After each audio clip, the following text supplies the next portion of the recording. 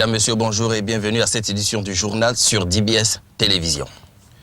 Installation de nouveaux responsables de la garnison militaire de Douala. Il s'agit des hommes récemment nommés par le chef de l'État, Paul Biya. La cérémonie était donc présidée par le ministre délégué à la présidence de la République chargé de la Défense, Joseph Betty Assomo. Cette cérémonie a eu pour cadre la place des fêtes. C'est à la vallée Besséké de la même ville.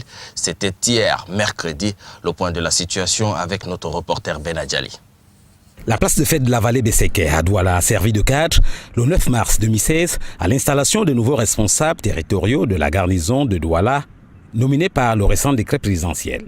La cérémonie présidée par le ministre délégué à la présidence de la République, chargé de la Défense, Joseph Betty Assomo, a vu le délégué du gouvernement auprès de la communauté urbaine de Douala, au nom des populations de la métropole, se féliciter d'accueillir, pour la circonstance, celui qui pendant 3 ans, officiant comme gouverneur, a participé à la mise en place du plan de développement de la ville de Douala, non sans assurer l'appui de la communauté urbaine dans l'accomplissement de la mission de nouveaux responsables et évoquer les grands ouvrages réalisés grâce à la coopération entre la communauté urbaine de Douala et le génie militaire. Après l'allocution du premier magistrat de la ville de Douala, place a été faite aux installations.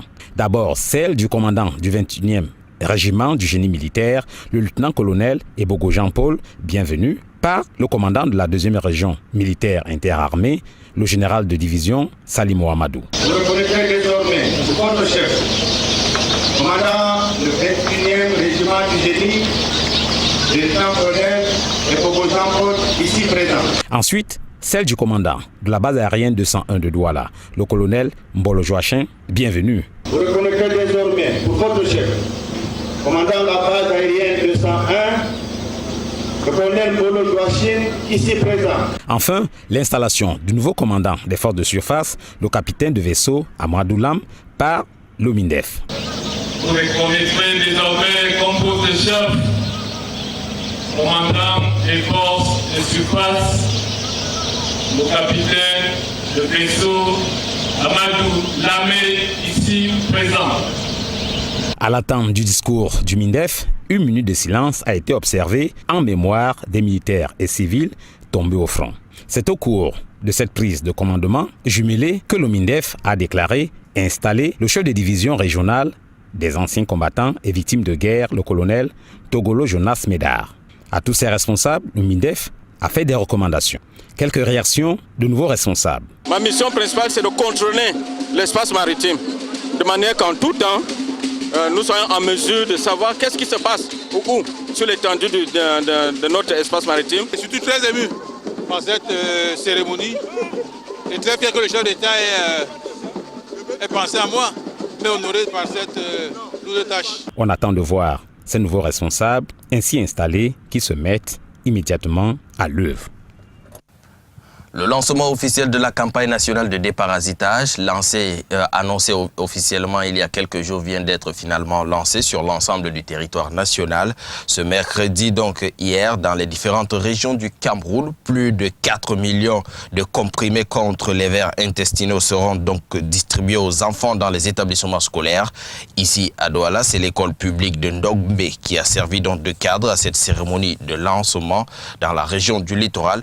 L'opération va s'étendre et s'est déroulée du 9 au 11 mars 2016. Cette campagne de déparasitage qui se déroule sur l'ensemble du territoire national a pour objectif majeur de libérer plus de 4 millions d'enfants des parasitoses que sont la bilharziose et les helminthiases intestinales.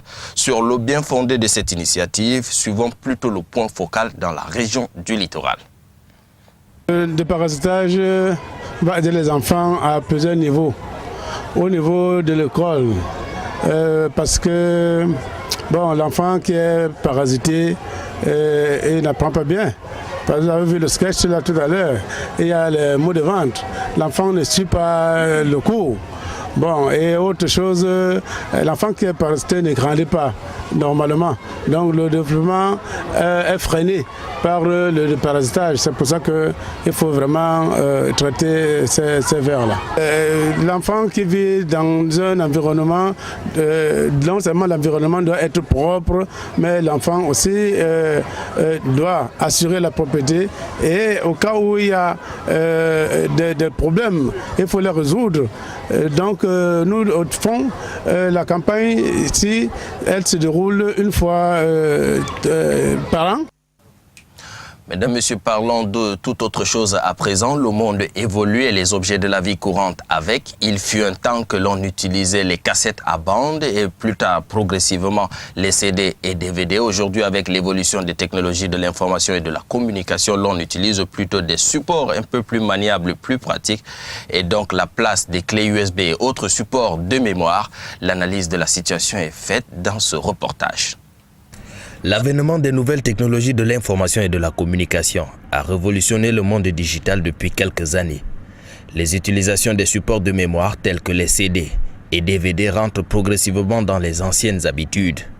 Aujourd'hui, il est plus pratique d'utiliser les supports facilement maniables, moins volumineux et avec une très grande capacité de contenance. On classe alors les clés Universal Serial Bus, communément appelées USB, les cartes mémoire, les disques durs amovibles. Le CD, c'est assez limité. Donc même quand j'achète un CD, j'enlève les données pour mettre dans la clé et puis la clé me permet d'avoir, c'est plus facile à manipuler et puis ça me permet de me déplacer avec facilement. Bon, je fais dans la vente des CD. Je vends des CD et je fais dans la musique. Bon, et depuis un certain temps, les CD, ça ne passe plus. Cette révolution de la technologie présente un avantage révolutionnaire sur l'humanité tout entière et l'industrie digitale en particulier. Mais malheureusement, les vendeurs de CD et DVD ne trouvent pas toujours leur compte. Très rares sont les clients qui s'intéressent encore à leurs produits jugés déjà anciens. Les bancs publics sont très rares dans la ville de Douala, mais ces points existent quand même, il faut le rappeler. Ces points sont installés pour la plupart dans des espaces verts, constat fait par notre reporter. Autrefois, ces espaces servaient beaucoup aux personnes amoureuses, mais depuis quelque temps, l'on a réalisé que d'autres personnes également peuvent fréquenter ces points, généralement pour se reposer ou encore pour boire une tasse de thé ou encore pour siffler un jus. En tout cas, notre reporter qui était sur place, Edwige Bertine Biolay, analyse la situation de long en large. Ils sont presque déserts en cette heure de la matinée, ces bancs publics qui sont le plus souvent pris d'assaut par les vendeurs ambulants, à défaut d'accueillir quelque temps des amoureux débutants ou tous ceux qui veulent simplement piquer en somme.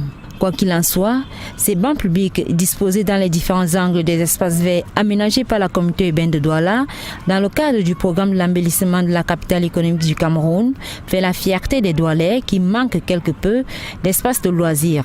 Ceux existants grouillent souvent de monde chaque après-midi et particulièrement le week-end. Et parmi les nombreux visiteurs de ces endroits attrayants, les amoureux et des personnes de toutes les couches de la société. Ceci soit pour discuter, soit pour lire, ou tout juste pour se distraire et passer du bon temps en profitant de l'air frais qui passe en ces endroits. Des espaces similaires qui doivent être aménagés dans tous les quartiers de Douala pour que la ville ait fière allure de jour comme de nuit, bien que ces espaces publics souffrent du problème de l'ameublement. Toutefois, la multiplication de ces bancs publics sur des espaces verts aménagés va concourir à redorer l'image de la capitale économique du Cameroun, Douala. Spectacle naturel du côté de l'Indonésie, la ligne qui c'est la lune, voilà j'y arrive, qui s'est alignée sur le soleil pour une durée de plus de 2 minutes. Une éclipse totale qui a intéressé et qui a ébloui en même temps les populations de cette ville et les touristes qui sont allés visiter. Il faut avouer que c'est un phénomène paranormal, comme le précisent ici nos confrères de France 24. Ils se sont levés tôt et donné rendez-vous ici devant l'Empera Bridge sur l'île de Sumatra. Dans quelques minutes, un peu plus de 6 heures heure locale, la lune doit se glisser entre la Terre et le Soleil. Alors on scrute le ciel pour ne rien rater. Et voilà l'instant magique, l'alignement des astres qui obscurcit le ciel de cette île la plus à l'ouest de l'Indonésie. Je remercie le ciel qui m'a permis d'assister à ce phénomène très rare, car tout le monde n'a pas eu la chance de voir en vrai cette éclipse qui s'est produite en Indonésie. C'est vraiment l'œuvre de Dieu. Une éclipse totale, visible dans sa globalité presque uniquement depuis l'Indonésie, mais qui passionne toute l'Asie et ses touristes. À Bangkok, pas question de manquer le phénomène de l'année.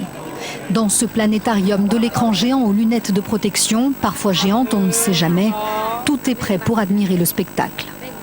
Un peu plus de 2 minutes montre en main, mais ici aussi, malgré quelques nuages, on n'est pas déçu. C'est une chance pour tous ceux qui sont venus voir l'éclipse. Même si le ciel n'était pas dégagé et qu'on a pu seulement voir une éclipse partielle, c'était super de pouvoir y assister depuis la Thaïlande. Une éclipse totale, la seule de l'année, visible jusqu'à Durban en Australie.